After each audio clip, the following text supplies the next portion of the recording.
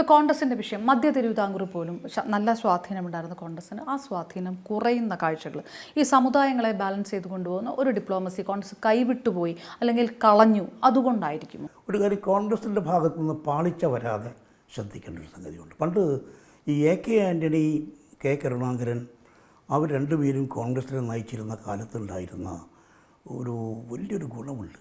നല്ല ഗ്രൂപ്പ് മത്സരമൊക്കെ ഉണ്ടായിരുന്നു. ആ ഗ്രൂപ്പ് മത്സരം ഉണ്ടായിരുന്നെങ്കിലും നല്ലൊരു ഗുണം പോസിറ്റീവ് സൈഡുണ്ടായിരുന്നു. എന്താ പോസിറ്റീവ് സൈഡ് എന്ന് പറഞ്ഞാൽ, ഒന്ന്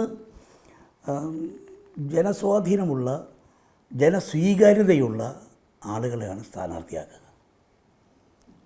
ഒന്ന്, നമ്പർ 1. നമ്പർ 2, സ്ഥാനാർത്ഥിയെ നിശ്ചയിച്ചാൽ ഒരിക്കലും കാലുവാരലില്ല.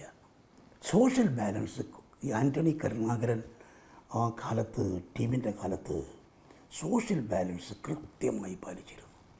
അതൊരു വലിയൊരു പാഠമാണ്, എക്കാലത്തെയും തലമുറകൾക്കൊരു പാഠമാണ്. ഈ കഴിഞ്ഞ തെരഞ്ഞെടുപ്പ് കാലത്തെല്ലാം കോൺഗ്രസിൽ നിന്ന് BJPയിലേക്ക് പോയവരടക്കം പറഞ്ഞ ചില പോയിൻ്റ് ഉണ്ട്. അതാണ് ശ്രീ VM സുധീരനെ പോലെയുള്ള ഒരു മുതിർന്ന കോൺഗ്രസ് നേതാവ് ഇങ്ങോട്ട് പറയുന്നത്. പഴയ കാലത്ത് എന്തുണ്ടായിരുന്നു, ഇപ്പോഴതില്ല എന്ന് പറഞ്ഞിട്ടാണ് പലരും പടിയിറങ്ങിപ്പോയിരിക്കുന്നത്. അതിനകത്ത് സോഷ്യൽ ബാലൻസിങ് ഇല്ല എന്ന് പറയുന്നു, ജനങ്ങൾക്ക് സ്വീകാര്യനായ സ്ഥാനാർത്ഥിയെ അല്ല നിർത്തിയെന്ന് പറയുന്നു, കാലുവാരി തോൽപ്പിച്ചു, ഇതും പറയുകയുണ്ടായി. അപ്പോൾ അത് ഈ 3 വിഷയങ്ങളിൽ ഇപ്പോൾ ശ്രദ്ധ കൊടുക്കുന്നില്ല എന്നാണ്.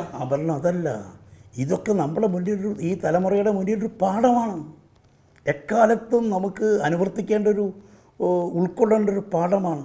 സ്ഥാനാർത്ഥി നിർണയത്തിൽ കൃത്യമായ പാളിച്ചകൾ സംഭവിച്ചത് കൊണ്ടുകൂടിയാണ് ഈ 10 വർഷം പ്രതിപക്ഷത്തിരിക്കേണ്ടി വന്നത് എന്ന് പാർട്ടി ഒരു സ്വയം വിമർശനം നടത്തുന്നുണ്ടോ? ഞാൻ അതിനെക്കുറിച്ചൊന്നും അത്ര കൂടുതലായി പറയുന്നില്ല. ഒരു കാര്യം ശരിയാണ്, നല്ല സ്ഥാനാർത്ഥി നിർണയം, ജനസ്വീകാര്യതയുള്ള സ്ഥാനാർത്ഥികൾ നിശ്ചയിച്ചു കഴിഞ്ഞാൽ ഒറ്റക്കെട്ടായിട്ടുള്ള പ്രവർത്തനം, സ്ഥാനാർത്ഥികൾ നിശ്ചയിക്കുന്നതിൽ സാമൂഹ്യ സന്തുലിതാവസ്ഥ, അത് കൃത്യമായി മുൻകാലങ്ങളെപ്പോലെ കുറ്റമറ്റ രീതിയിൽ ജനസ്വീകാര്യതയുള്ള സാമൂഹ്യ സന്തുലിതാവസ്ഥ കൃത്യമായി പാലിക്കാൻ കഴിയുന്ന സ്ഥാനാർത്ഥികൾ വരിക, ഒറ്റക്കെട്ടായി അവർക്ക് വേണ്ടി പ്രവർത്തിക്കുന്ന ഒരു സ്ഥിതിവിശേഷം ഉണ്ടാകുക. ഒന്ന്, ജനങ്ങൾ വലിയൊരു ഉത്തരവാദിത്തമാണ് കോൺഗ്രസിൽ കാണുന്നത്.